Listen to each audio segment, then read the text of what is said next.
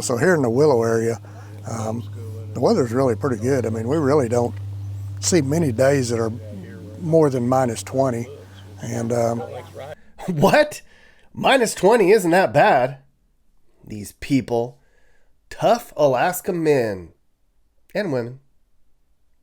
Deep in the vast Alaska wilderness are a group of people who have checked out, living a life of simplicity, far away, never to be seen again.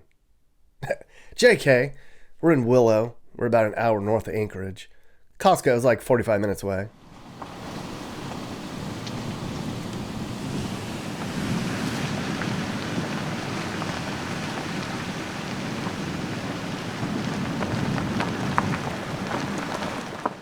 So I asked a bunch of people up here in Alaska, where's the most likely place we'd find people living off the grid? All of them said, Willow, Nick. And they were right.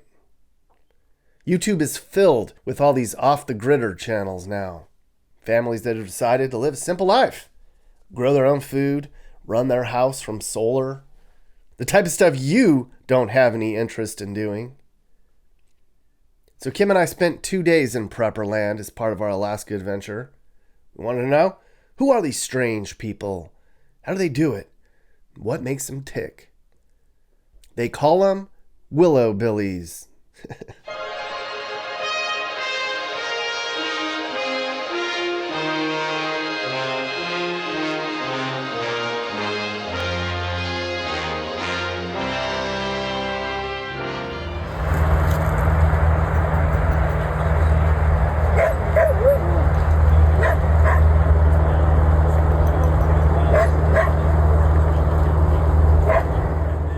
Those folks done woke up and off they go to go get them some Jimmy Dean. Or they could just be going to Walmart. But that's the only way out of here and the only way back. So this is where we are. Willow's right here. It's a big giant area about an hour north of Anchorage. Willow doesn't have much to do. It's 2,000 people that bought big chunks of land. They all want to be left alone. Off the grid has different levels. It could mean you have running water, but you use solar power. Or it could mean you're completely off the grid and you melt snow water and you built your house out of mud and sticks. Some do. Some of these people spent next to nothing on this. A few of them have some really deep pockets. That is massive. It looks like a billboard. It all depends on how much money you have and what you want to spend. You could probably throw something up for $300,000 up here, or $200,000 if you did it yourself. Some of these houses have plumbing. Some use wells. Some use septic tanks. There's no internet up here, so they rely on satellites or their phones. Starlink! Just them and the birds and the bees and the bears. And the booze.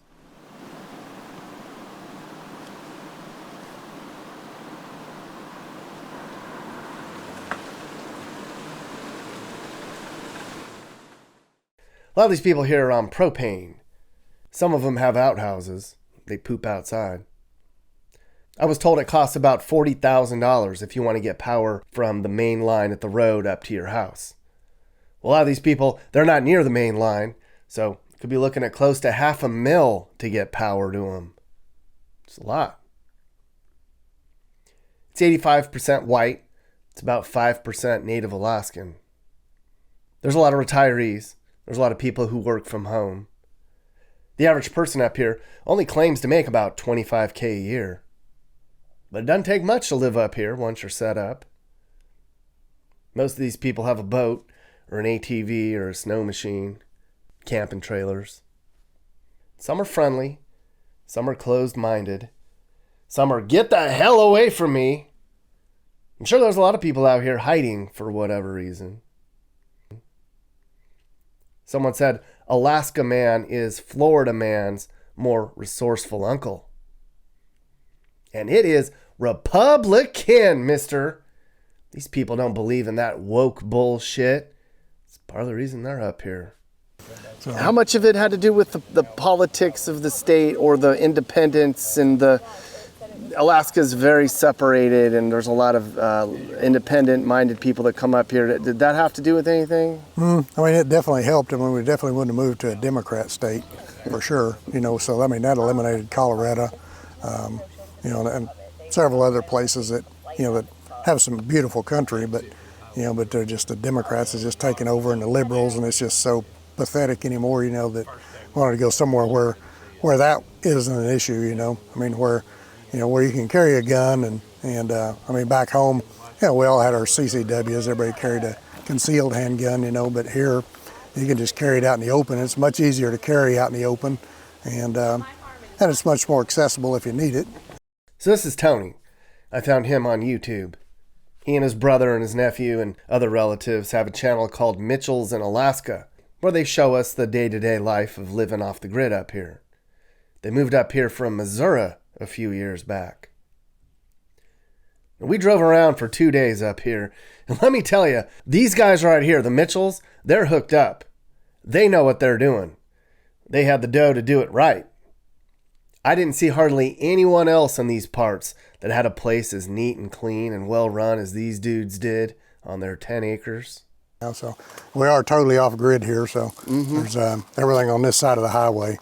Electricity is not even an option, so I guess it would be for enough money, but I've heard anywhere between $8,000 and $30,000 to run a line to your house. Yeah, well, from this distance, it'd probably be $1 million plus, I'm sure. But I mean, 30,000 will get you like from the road to here.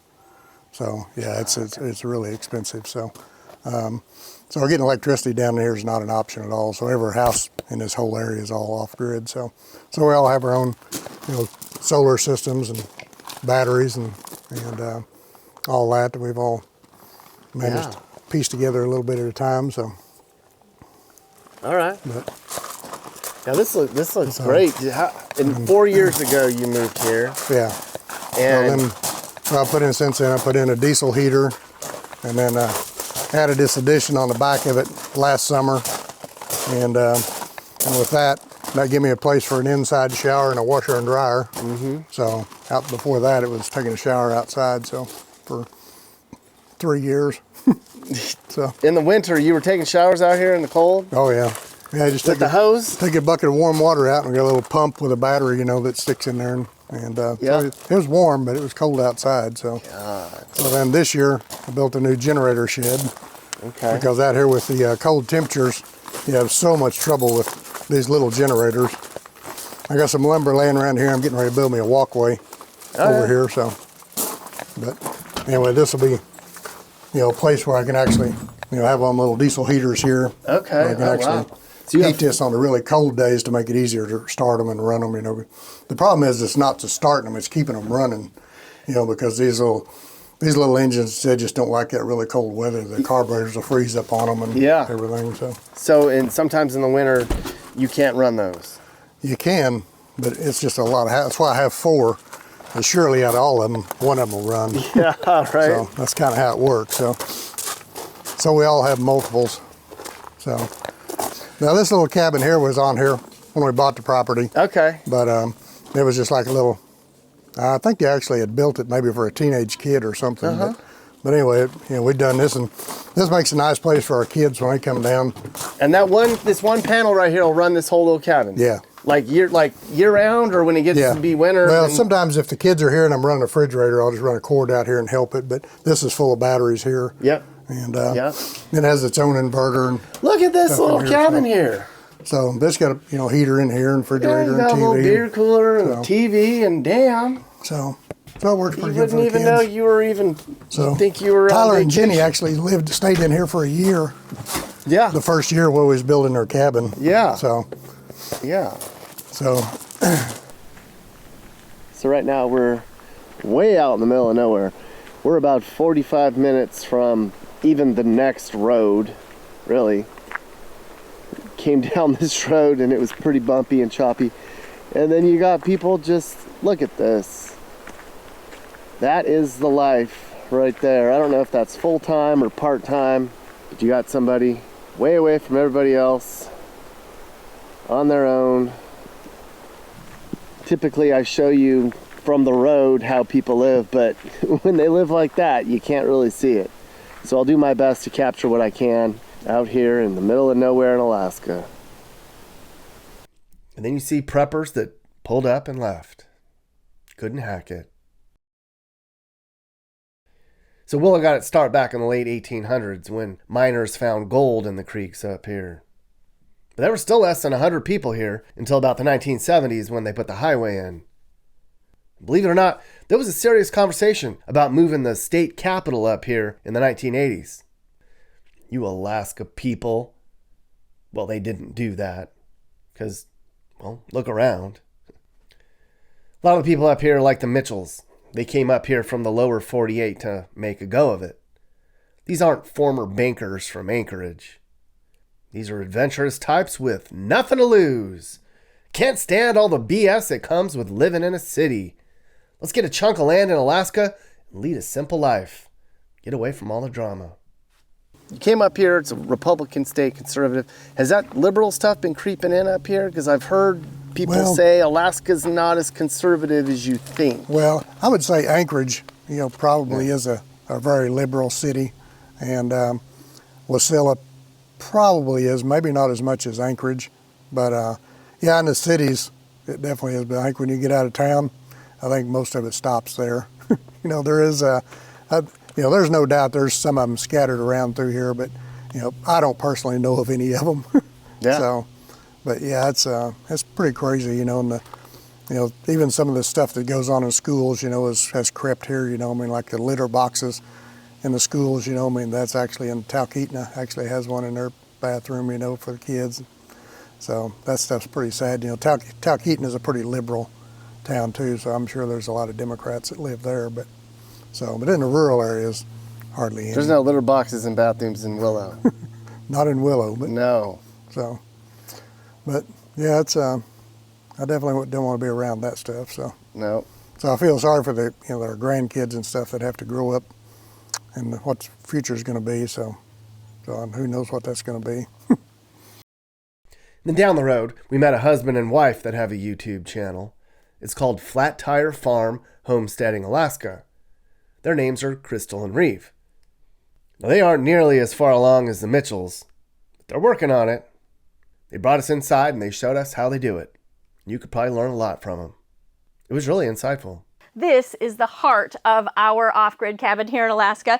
This is the wood stove. It heats our house. It heats our hot water. This is our off-grid homestead hot water pot. It's 10 gallons. It has a temperature gauge on it, a little on-off valve, and we use it to heat our water for laundry, or if we need to fill a big pot of hot water. If I'm cooking something, I'd much rather use the free heat that I'm already using to heat my house to heat this water, rather than putting it on the propane stove and burning it. We also use it for showers. This is the holder for all the water that we use to take a shower, and we use probably 3 or 4 gallons of water. We fill it up at the homestead hot water heater.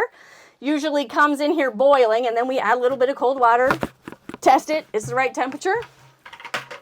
This is a submersible pump. It's just a $40 camp shower pump, but this pump goes in the bucket of water, and then if there was water in there, when I click the button, it would come out there. Hopefully not out on me this way, but in me that way. So this is a composting bucket system. Bucket. In there. Taco night at the neighbors. This is sawdust or wood chips. Way up there in the loft is a 55-gallon water drum, and we have a valve on the bottom of it, and it has a garden hose that goes to our off-grid sink. This is gravity fed. Okay, so how do you power your house, Reed? So our whole house and Crystal Shenanigans upstairs are basically powered by these 2 batteries right here. And how are those powered? So the solar panels bring power in through this black wire into my charge controller. This charge controller does all of its magic that it needs to do in order to charge the batteries. And from there, the power from the batteries, it's DC power, it comes into the inverter, which converts it into AC power, and that feeds the rest of the house. Simple as that. You only need 4 solar panels to run the whole house. To run the whole house. Yep. As long as they're lined up right. So they're sitting on the ground right now, looking all haphazard, but this is on purpose. So we're at a high latitude in Alaska. So the difference between where the sun's at in the summer versus where it's at in the winter is really, really big. So during the summer, I have to have them facing up to catch the sun. But during the winter, I hang them up on these brackets and they're facing almost straight sideways because that's as high as the sun gets in the winter. I know. So Most of Alaska has that mentality that we want to be able to do our own things. We like our own space. Please don't come on my property without my permission. Right. We're just independent people, and homesteading and living off grid, it just fulfills that lifestyle. And I would say that, Alaska's, 30 years behind everybody else always. It's always been that way. And there hasn't always been public utilities. Like, everybody else got cell phones and we still had landlines. Like, we still have dial-up internet in some places. Right. So those services, because there's not such a large population in Alaska, those services and those, I guess, technological opportunities, if you want to think about it like that, are fairly limited. Because there's not a company going to make a whole lot of money here doing it because there's not enough Sure. people. And so those things don't exist. We have to rely on ourselves. It's who we are. It's who we've always been. I don't get it. All these dirty women washing their dishes in a bucket and pooping in the grass. It's disgusting. Well, I think you have it all wrong, Karen. You think all there is looking good. There's more to life than being better than everyone. If I can't be clean, I'm gonna be mean. But I think those two are handsome. I'd let them take me off grid.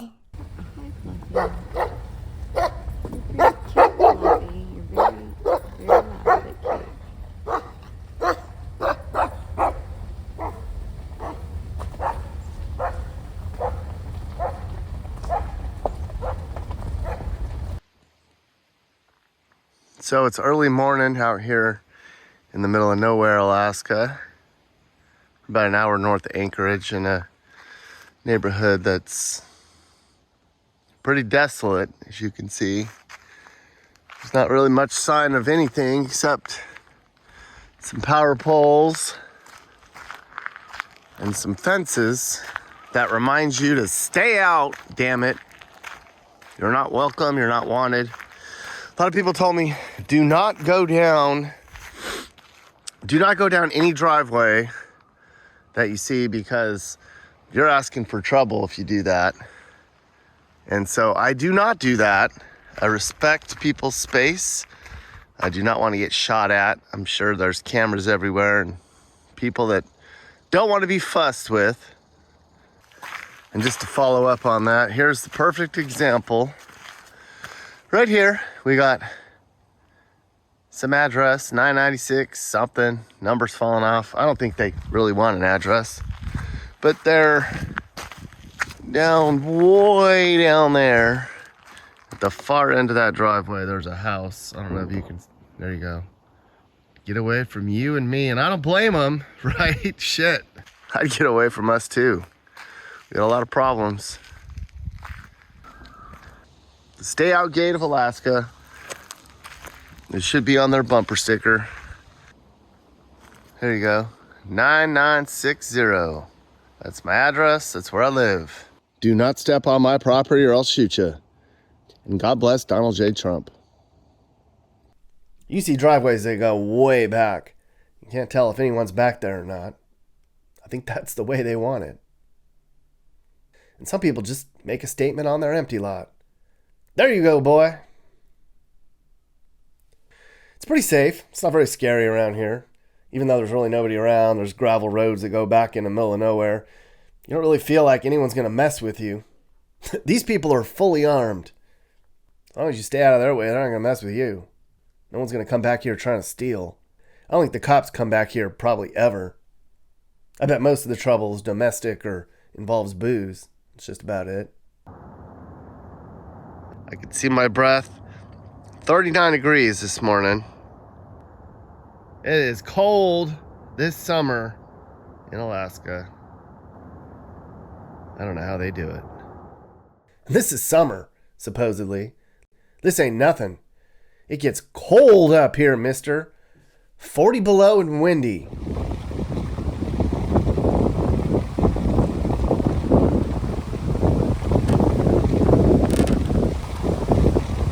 Wind is howling out here on Nancy Lake. Woo!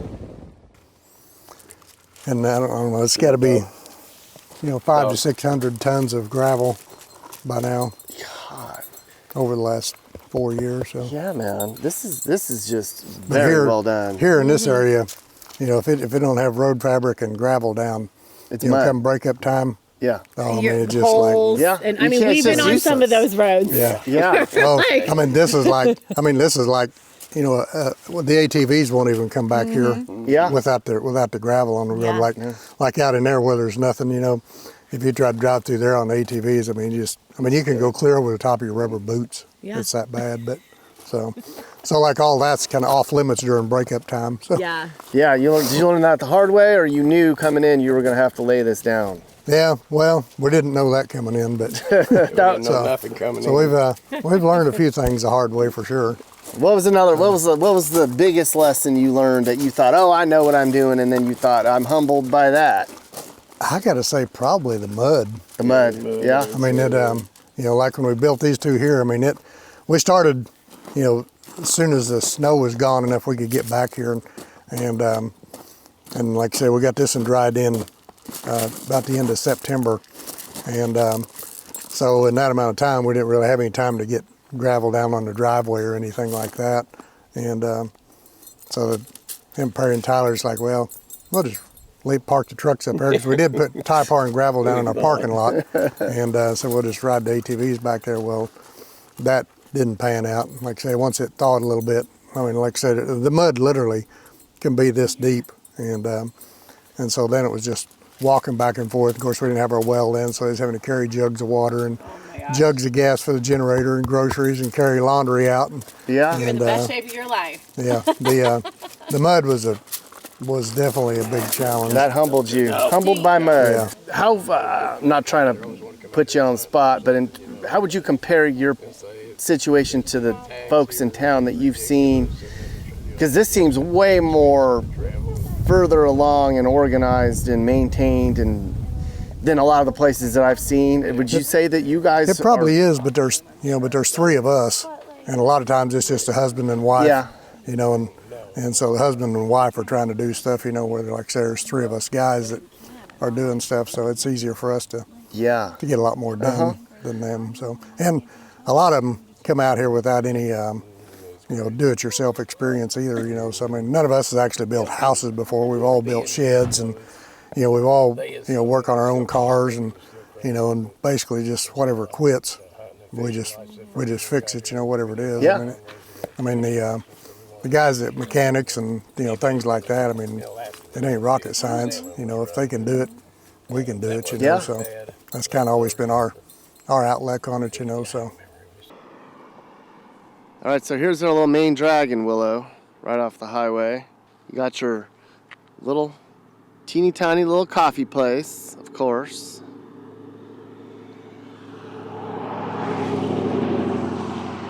Some little mom and pop that is now forgotten.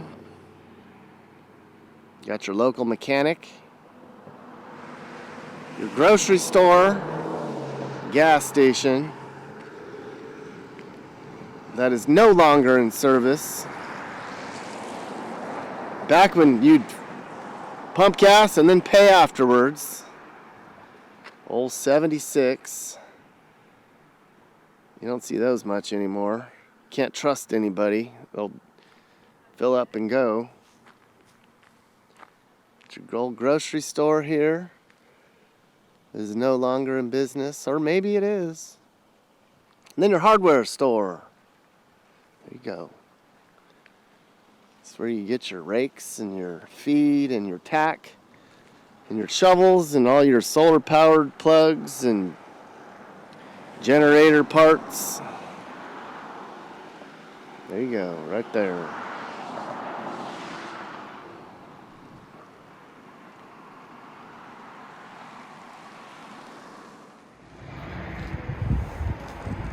And on the board at the hardware store, you got puppies for sale, land for sale, excavator services offered. I'll plow your driveway. Lost Cats, trailer for sale, handyman, chimney sweepers.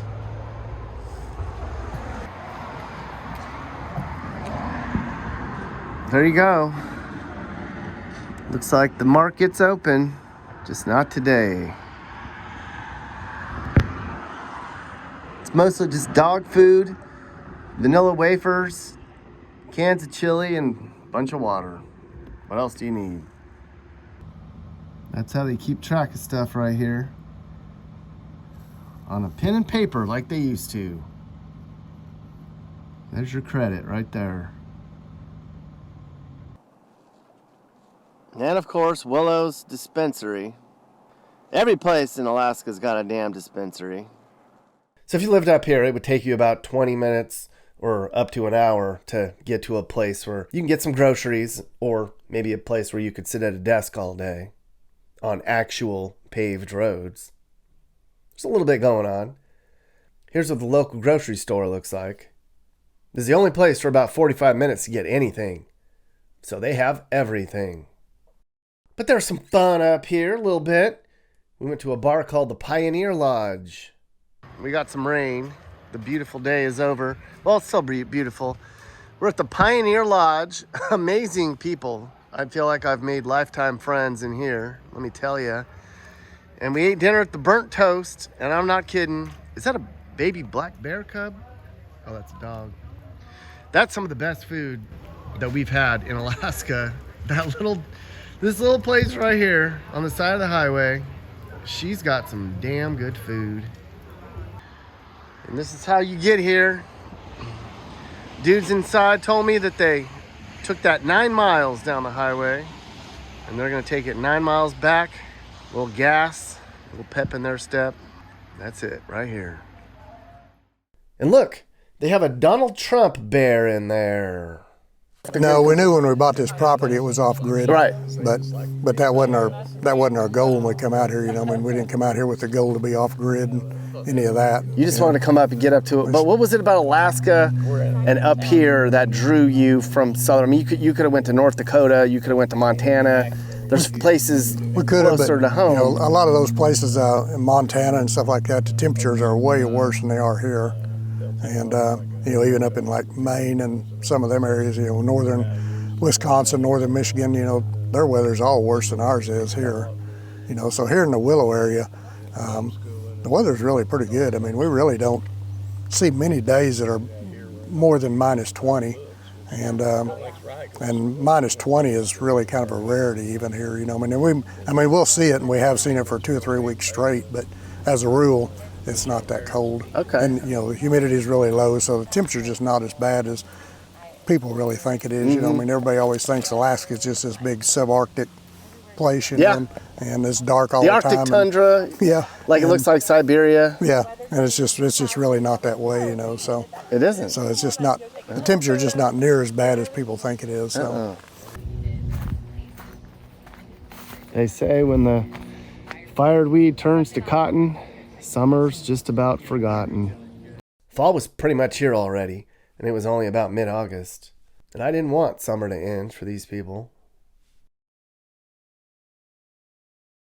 Into the roaders they are. The leave me aloners. There's no doubt they'd survive a lot longer than you and me out here. If shit hit the fan, these would be the folks that would probably repopulate the earth. There's nothing wrong with that. These people take care of things themselves, have good values, how America used to be. This is real Alaska, mister. It's rough around the edges. It's tattered. It's not perfect at all. It's a little junky, a little janky, gritty, shabby, rugged. It's just real. There's no facade here. It's not trying to be anything it's not. They just want to be themselves. They just want to do their thing out here, do it their way, be independent, away from you and me. Just be out here alone. Then here I come with the drone.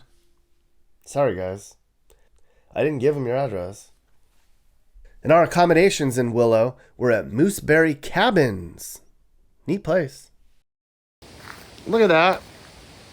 Got antlers on the roof and everything. Welcome, Nick. I got a key right here. My own key.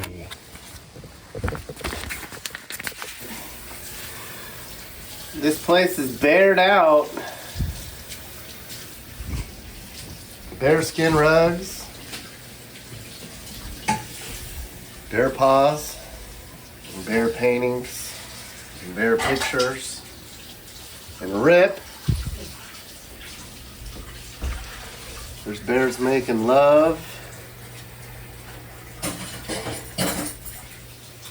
Right, these forks are not uber clean, so don't use them. More bears. Don't use any of this stuff tonight. More bears. Oh crap. We'll realize that. More bears.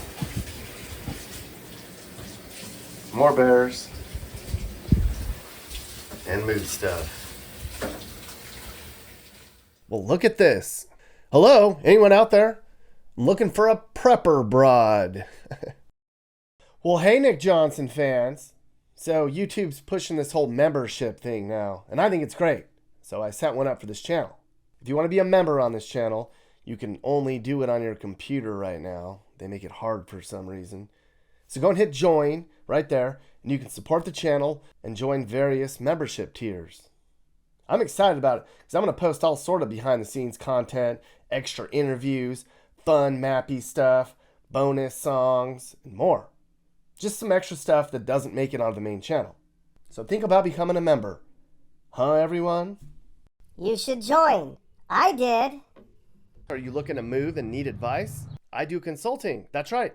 I'll sit down and talk about where the next perfect place for you and your family should be. I do it all the time.